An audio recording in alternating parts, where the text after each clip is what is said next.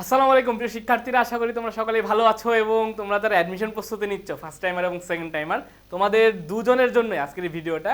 অর্থাৎ বিউপিতে তোমরা জানো ফার্স্ট টাইমও রয়েছে এবং সেকেন্ড টাইমও রয়েছে, এবং বিউপিতে মানবিকের শিক্ষার্থী হিসেবে তোমরা কয়েকটা ইউনিটে ভর্তি পরীক্ষা দিতে পারো। এক, BUP F A double S unit, আর দুই হচ্ছে এফ ট্রিপল এস ইউনিট। বলে রাখি, আমি 2023-24 সেশনে এফ এ ডাবল এস ইউনিটে কিন্তু সারা বাংলাদেশে দ্বিতীয় স্থান অর্জন করছিলাম। ঠিক আছে, তো আমি কিভাবে দ্বিতীয় স্থান অর্জন করেছি, কোন টেকনিক ফলো করছি, সেগুলো নিয়ে আজকের এই ক্লাসে আমাদের আলোচনা হবে। আশা করি শেষ পর্যন্ত সবাই মনোযোগ দিয়ে ক্লাসটা দেখবা। এবং একটা জিনিস মাথায় রাখবা, আমি প্রতিবারই সবসময় বলি যে কোনো একটা কাঙ্ক্ষিত ইউনিভার্সিটিতে চান্স পেতে গেলে সেই ইউনিভার্সিটির তোমার যেটা সবচেয়ে বেশি জানা প্রয়োজন সেটা হচ্ছে তার সিলেবাসটা কি। এবং সিলেবাস কোনটা, তোমাদের তো আসলে সিলেবাস আর কিছু নির্দিষ্ট করে দেয় না। সিলেবাসটা হচ্ছে বিগত বছরে যে কোয়েশ্চেন্সগুলো হয়েছে সেই কোয়েশ্চেনের অ্যানালাইসিস করে তুমি যে টপিকগুলো পাবা সেগুলোই হচ্ছে তার সিলেবাস।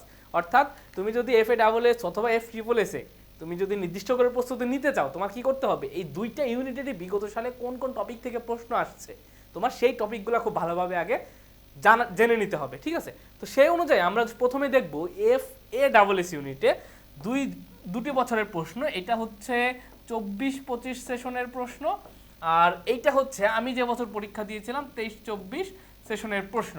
প্রশ্ন যদি একটু বিশ্লেষণ করি, খেয়াল করো, টেক্সট বুক থেকে 20টা প্রশ্ন আসছে। মানে 40টা প্রশ্ন আমরা জানি এফ এ ডাবল এস অর্থাৎ বিউপিতে আমার 40টা এমসিকিউ প্রশ্ন থাকে, তার ভিতর 20টা প্রশ্ন আসছে আমার টেক্সট বুক থেকে। কতটা গুরুত্বপূর্ণ!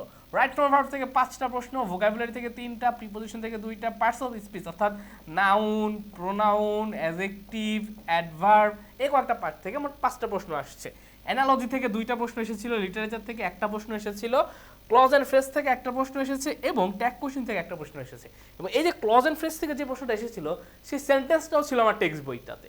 আর আমি যদি 23-24 সেশনের দিকে একটু লক্ষ্য করি, খেয়াল করো, এখানে টেক্সট বুক থেকে প্রশ্ন এসেছিল 25টা। মানে আমি নিজে কিন্তু সেই পরীক্ষার হলে ছিলাম, মানে কিন্তু বাড়িয়ে বলছি না, আমি নিজে পরীক্ষার হলে ছিলাম, নিজে পরীক্ষা দিয়েছি।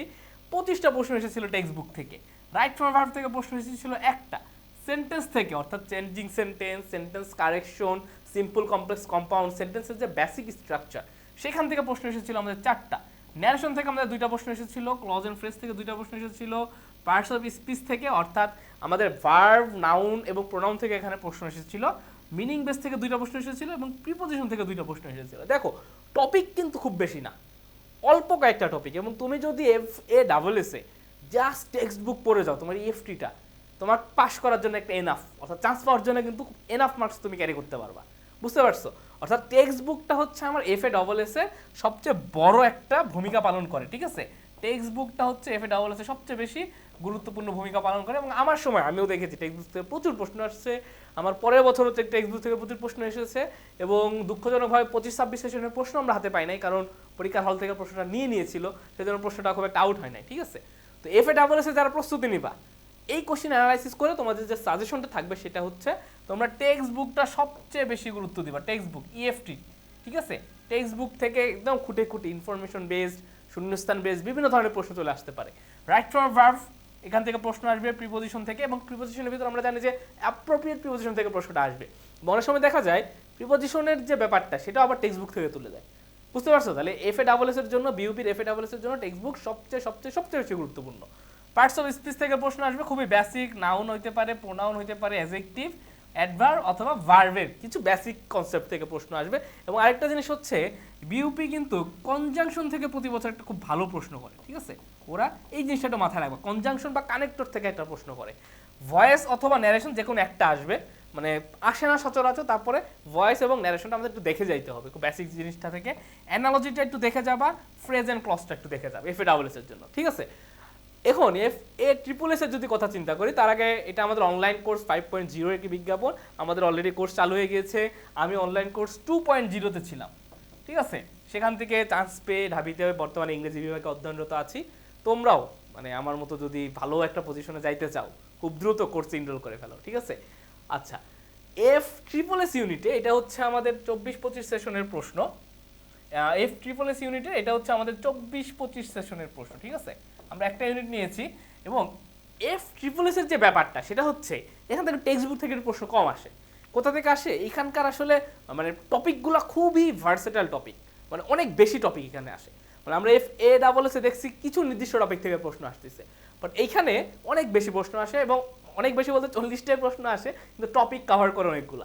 যেমন প্যাসেজ কম্প্রিহেনশন থেকে 3টা প্রশ্ন এসেছিল, প্রিপোজিশন থেকে 2টা, ভয়েস থেকে 2টা, parts of speech noun pronoun adjective adverb থেকে 6টা প্রশ্ন এসেছিল, সেন্টেন্স থেকে সেন্টেন্সের গঠন হতে পারে সিম্পল, কমপ্লেক্স, কম্পাউন্ড, তারপরে চেঞ্জিং সেন্টেন্স, এই ব্যাপারগুলো থেকে 8টা প্রশ্ন এসেছিল, রাইট ফ্রম ভার্ব থেকে 3টা প্রশ্ন, পাঞ্চুয়েশন থেকে 1টা, অ্যানালজি থেকে 2টা, ইডিয়ম সেন্টেন্স থেকে 2টা, স্পেলিং থেকে আমাদের একটা প্রশ্ন এসেছিল, মিনিং বেস 3টা, আমাদের ইনভার্সন অফ ভার্ব থেকে আমাদের প্রশ্ন এসেছিল 1টা, আর্টিকেল থেকে আমাদের প্রশ্ন এসেছিল 1টা। অপরদিকে দেখো ড্যাংলিং মডিফায়ার থেকে 1টা, ট্রান্সলেশন থেকে 1টা, কজ এন্ড ফ্রেজ থেকে 1টা, ন্যারেশন থেকে 2টা প্রশ্ন এসেছে। এখন আমি যদি একটু FA ডাবল এস আর F ট্রিপল এস এর তুলনা করি, দেখো তো তুলনামূলক কোনটায় পড়া কম? FA ডাবল এস এ কিন্তু পড়া কম, বুঝছো? তোমরা যদি FA ডাবল এস এর টেক্সট বুক আর সিলেক্টিভ কয়েকটা টপিক পড়ে যাও, খুব সহজেই কিন্তু চান্স পাইতে পারবা। আর এখানে দেখো F ট্রিপল এস অনেক বেশি টপিক থেকে প্রশ্ন চলে আসে, সো তোমাদের জন্য অনেক সময় দেখা যায় যে অনেকগুলো টপিক কভার করা পরীক্ষার আগের রাতে অনেক কষ্ট হয়ে যায়, বুঝছো? তো পিউপিতে যারা প্রস্তুতি নিবা টার্গেট রাখবা এই টপিকগুলো যেন ভালোভাবে তোমার প্রস্তুতি শেষ হয়, এবং মাস্ট যেটা আমাদের সবচেয়ে বেশি গুরুত্বপূর্ণ, টেক্সট বুক পড়াটা, EFT। মানে বিউপির জন্য বিউপিতে সবচেয়ে বেশি প্রশ্ন আসে আমাদের কোথা থেকে? এই EFT থেকে। এই টেক্সট বুকটা খুব ভালোভাবে পড়বা, এবং আমাদের অনলাইন কোর্সে আমরা তোমাদের প্রতিটা ইউনিটের কিন্তু ক্লাস নিয়ে থাকবো, প্রতিটা ইউনিট ভিত্তিক আমরা কিন্তু ক্লাস নিয়ে থাকবো, এবং ওইখান থেকে তোমরা টোটালি কমন পেয়ে যাবা, বুঝতে পারছো? তো এই কাজগুলো করবা। তো এই ছিল তোমাদের জন্য বিউপির গাইডলাইনটা। অর্থাৎ বিউপির জন্য কিন্তু আরেকটা জিনিস খেয়াল করবা, যে অনেকে একটা জিনিস ভাবে যে আমি হয়তো বিউপির জন্য আমার আলাদা বই কিনতে হবে, চবির জন্য আলাদা বই কিনতে হবে, জাবির জন্য আলাদা বই কিনতে হবে। আমি কিন্তু এগুলো কিছুই করি নাই, তারপরে কিন্তু আমি বিউপিতে সেকেন্ড হয়েছি। কেন হয়েছি? কারণ আমি আসলে আমার প্রস্তুতিটা ছিল আসলে একটা কম্প্যাক্ট প্রস্তুতি, মানে আমি প্রত্যেকটা টপিক আমি খুব ভালোভাবে পড়েছি। তোমরাও চেষ্টা করবা যেন এই যে অ্যাডমিশন সিজনটা 4 মাস, এই 4-5 মাসের প্রতিটা টপিকের যেন কনসেপ্ট তোমার ক্লিয়ার থাকে। তোমার যে সাজেশন যেটা দিচ্ছি সেটা হচ্ছে ওই ইউনিভার্সিটির আগের দিন, পরীক্ষার আগে 2-1 দিন বা 3 দিন 4 দিন যে সময়টা পাও, তখন ওই সাজেশন অনুযায়ী পড়বা। এখন কিন্তু সাজেশন অনুযায়ী পড়া যাবে না, এখন তোমাকে প্রত্যেকটা টপিক পড়তে হবে, যেন পরীক্ষার আগের রাতে জাস্ট নির্দিষ্ট কিছু টপিক তোমার মন মতো তুমি রিভাইজ দিতে পারো। বুঝতে পারছো ব্যাপারটা? বুঝতে পারছো যে তুমি যদি এখন থেকেই যদি তুমি টপিক বেস মানে জাস্ট সাজেশন ধরে ধরে পড়া শুরু করো, তাহলে কিন্তু খুবই বিপজ্জনক। এখন তোমাকে সব পড়তে হবে এই 4-5 মাস।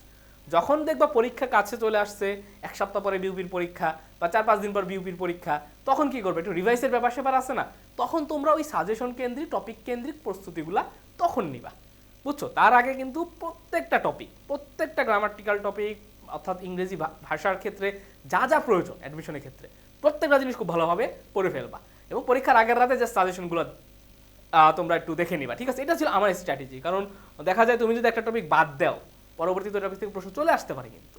তো কোনো টপিককে অবহেলা করা যাবে না, শুধু সাজেশনটা আমরা পরীক্ষার কয়েকদিন আগে পড়বো, এটা হচ্ছে আমার মূল কথা। তো সবাই ভালো থাকো, সুস্থ থাকো। নেক্সট জিএসটির প্রশ্ন বিশ্লেষণ এবং সাজেশন নিয়ে তোমাদের সাথে কথা হবে। সে পর্যন্ত সবাই ভালো থাকো, সুস্থ থাকো। আসসালামু আলাইকুম।